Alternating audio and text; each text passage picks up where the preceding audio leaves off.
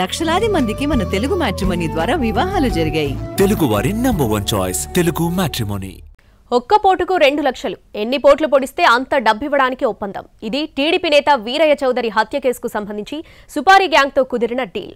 పక్కా పథకం ప్రకారం రెక్కి నిర్వహించి మరి సుపారీ గ్యాంగ్ ఎగ్జిక్యూట్ చేసినట్లు పోలీసులు అనుమానిస్తున్నారు. నిందితుల కోసం హైదరాబాద్, వైజాగ్ ప్రాంతాల్లో జల్లెడపడుతున్నారు ప్రకాశం జిల్లా పోలీసులు.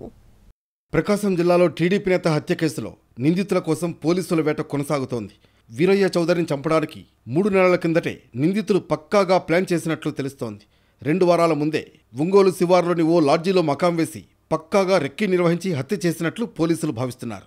హత్య కేసులో కీ రోల్ పోషించిన ప్రధాన కుట్రదారుడితో పాటు కీలక నిందితుల కోసం హైదరాబాద్, విశాఖ ప్రాంతాల్లో ప్రత్యేక పోలీస్ బృందాలు గాలిస్తున్నాయి. హత్య కేసులో అమ్మనపురోలుకు చెందిన వ్యక్తులే కీలకంగా వ్యవహరించినట్లు పోలీసులు భావిస్తున్నారు. వీరిలో ఒకరిని అదుపులోకి తీసుకుని విచారిస్తున్నారు. రేషన్ మాఫియా డాన్ ఇప్పటికే అదుపులో ఉన్నాడు. ఇదే మండలానికి చెందిన ప్రజాప్రతినిధి భర్తను తీసుకువెళ్లారు. కేసులో కీలకమైన వ్యక్తి కోసం హైదరాబాద్ పరిసర ప్రాంతాల్లో విస్తృతంగా గాలిస్తున్నారు. మొత్తం వ్యవహారంలో అతడే కీలకంగా వ్యవహరించినట్లు తెలుస్తోంది. వీరయ్య చౌదరికి వ్యతిరేకంగా ఉన్నవారిని ఏకతాటిపైకి తెచ్చి హత్యకు ప్రేరేపించి పథకం రచించి సుపారీ గ్యాంగ్కు రేటు నిర్ణయించింది అతడేనన్న ప్రచారం జరుగుతోంది. ఒక్కో కత్తిపోటుకు 2 లక్షలు చెల్లించేందుకు ఒప్పందం కుదిరినట్లు నిందితులు ఒప్పుకున్నట్లు సమాచారం. వీరయ్య చౌదరి హత్య కేసులో కీలకమైన నిందితులు పోలీసులకు దొరికితే హత్య కేసులో అసలేం జరిగిందనే పూర్తి విషయాలు తెలిసే అవకాశం ఉంది. ఆ వ్యక్తికి వైసీపీలోని కీలక నాయకులతో సన్నిహిత సంబంధాలు ఉన్నాయనే ప్రచారం కూడా జరుగుతోంది. దీనిపైన పోలీసులు విచారణ జరుపుతున్నారు.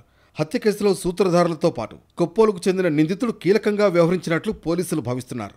అతడు వీరయ్య చౌదరి హత్యలో స్వయంగా పాల్గొనడమే కాకుండా మిగతా 3 నిందితులు కూడా అతడి పర్యవేక్షణలో ఉన్నట్లు ప్రచారం జరుగుతోంది.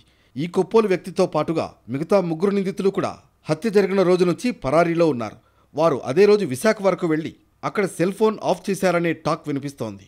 మరోవైపు ఈ కేసులో ఓ యువకుడిని పోలీసులు అదుపులోకి తీసుకుని విచారించడంతో మరిన్ని కీలక విషయాలు వెలుగులోకి వచ్చినట్లు తెలుస్తోంది. నిందితులు త్రోవగుంట సమీపంలోని ఓ లాడ్జిలో మకాం వేసి వీరయ్య చౌదరి రోజువారీ కదలికలపై దృష్టి సారించి రెక్కీ నిర్వహించినట్లు సమాచారం. ఇంతకు టీడీపీ వ్యతిరేక శక్తుల్ని ఏకం చేసిన ఆ వ్యక్తి ఎవరనే కోణంలో పోలీసుల విచారణ సాగుతున్నట్లు సమాచారం. వేర్వేరు ప్రాంతాల్లో ఉన్న నిందితుల ఆచూకీని గుర్తించేందుకు జిల్లా వ్యాప్తంగా ఏర్పాటు చేసిన బృందాలు పనిచేస్తున్నాయి. ఇప్పటికే కొందరు కీలక వ్యక్తుల్ని అరెస్టు చేశామని, మిగతా 2 అతి త్వరలోనే పట్టుకుంటామని పోలీసులు తెలిపారు.